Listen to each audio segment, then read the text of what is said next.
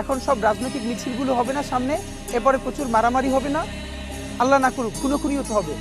আপনি আমাকে ইলেকশনের দিন পর্যন্ত ভাই আজকে লিখে রাখেন, তারপর একটা রিপোর্ট দিয়েন যে যত জায়গায় যত মানুষ মারা যাবে বা ব্যাডলি ইনজিউর্ড হবে, ওই এলাকার এমপি প্রার্থীর ছেলে আছে কিনা বা মেয়ে আছে কিনা।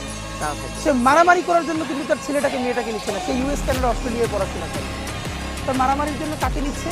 ওই যে বস্তি থেকে 100 জন, বাহির থেকে 50 জন, যে লোকের টাকার দরকার আছে। ইভেন যার একটা ডিসেন্ট ব্যবসা আছে, দোকান আছে, সেও তো দোকান বন্ধ করে ওখানে যায় না। এর মানে এই যে বিরাট সংখ্যক মানুষ বেকার, বেকারত্ব থেকে সে অ্যাডিক্টেড হয়ে যাচ্ছে, মাদকাসক্ত হয়ে যাচ্ছে। তাকে 1000 টাকা দিলে তো তার বিরাট ব্যাপার। আপনি তাকে দিয়ে মিছিল করাচ্ছেন, মিটিং করাচ্ছেন, মানুষকে মারামারি করাচ্ছেন।